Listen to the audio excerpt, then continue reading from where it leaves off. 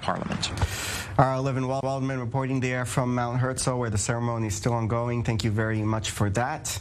Now, a special ceremony was held at Latun outside Jerusalem at the memorial site for fallen soldiers of the Armored Corps, organized by Masa, the organization that helps young Jews immigrate and integrate, often alone, in Israel. The ceremony putting special focus on those lone soldiers who sacrificed their lives to protect the country.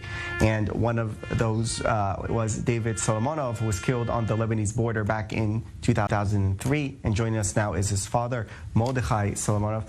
Thank you very much for coming in here today. You were at that ceremony as well, weren't yes, you? I was. What was it like for you? It was very touching. I didn't know exactly what to expect because it's the first one I attended,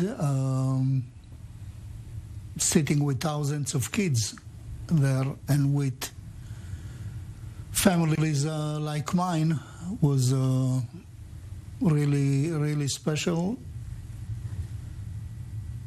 Tell us about your son. David was born in the States. His mother and I got married in Israel, but 2 years late after that we moved to the States. We lived in Pittsburgh. He was born in Pittsburgh. Very happy and joyful, with combination of some Israeli in it, the chutzpah part, but very polite. When he was 13, we decided to move back, and he was extremely unhappy about it, because that meant to leave his friends, leave his neighbors, leave everything that he liked, and he was, for a couple of years, he was unhappy and showing it. His refuge was he volunteered with a veterinarian because he loved animals very much, and that kept him going. And the next stage was when he discovered capoeira, and that's where he made a switch from not wanting to be in Israel, not to mention no army, he didn't want to be in Israel. He moved from there to wanting to be in Golani only. There is even the day that he was recruited, the chief of staff was there, and he's from the paratroopers, and there is a picture of him with David, asking him if he wants to go to the paratroopers. He says no, Golani only. And that's it. He made a big switch. If it could have been more than 180 degrees, then that's what it was going to be.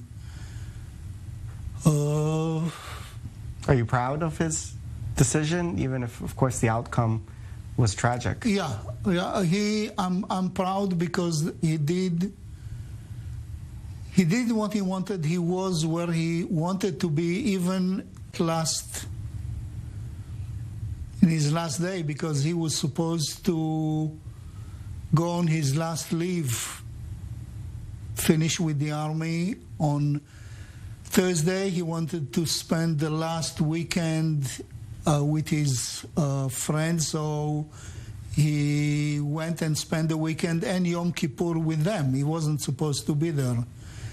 And then, because it was Yom Kippur, there was a mission that was supposed to happen of sharpshooters. He was a sharpshooter, and one of the guys was religious and fasted, and it was Yom Kippur afternoon. So David decided that he'll just go instead, let his friend, because he was weak from the fasting, and for him, the last prayer was important. We have to go out for a 2-minute break. I know this is the climax of the story, but we're going to stay with you, Mordechai Solomonov, to hear the story of your son. 2 minutes, and we'll be back.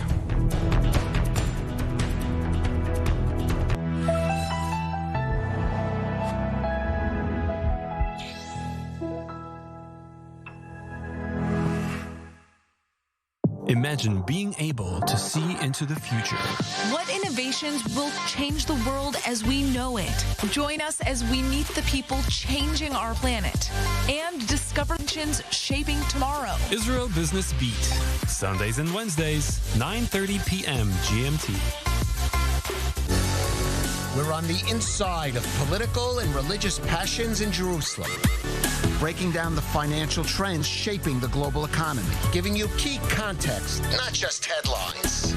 With the stories from Israel that touch the U.S. and those across the region with impact far beyond its borders.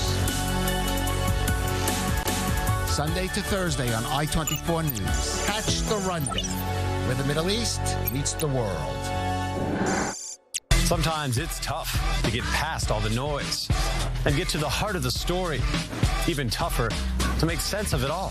I'm David Matlin, and each weekday I'll take on the most important topics, breaking down the issues so you can decide for yourself. Zoom in each weekday here at I-24 News.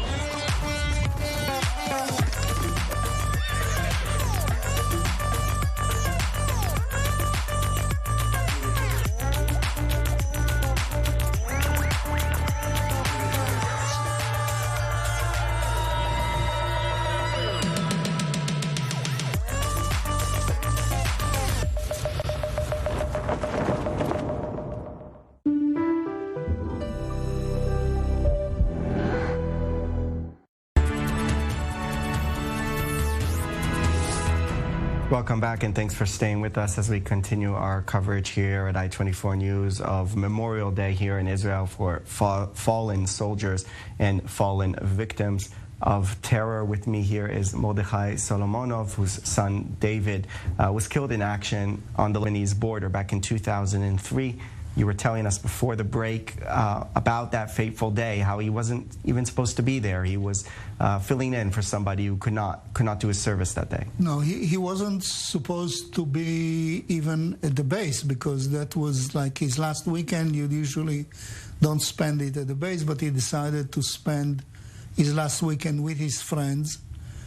And the mission that he left to was also, so he volunteered to go there, so everything was his choice. That's and then he was there more as a spotter, and he spotted something that was suspicious. And when the guys, the other side, realized that they were found, they decided to shoot. And the idea was probably for them to be able to take down more of David's unit, but since they got exposed, they couldn't wait any longer. So, right, that's it. And it's been almost 20 years now. How do the feelings grow and evolve as time goes by after this tragedy? They don't, I wouldn't say that they grow. They can't be any bigger than when the announcement was made. But I'd say that you, if you can, you learn to live parallel life. It's always in the background, but on the other hand, I want to enjoy my kids, my grandkids, so to each. Right. So I just, if I need to describe it, I said that you live a parallel life. David is always there, and I think that I managed to not participate with my family's happy events with a hidden tear. I leave the tears for other occasions, and when we are celebrating, a wedding, a birthday, graduation, whatever, then I'm there 100%. Right. Mordechai Solomonov, thank you very much for coming on and sharing this story of your son. Wishing you all the best, and also getting through this very difficult day in the best possible manner, and remembering your son. Thank you very much. And moving on, we take a look at the Hamas terror organization that rules the Gaza Strip, that has released a threatening statement in response to Israel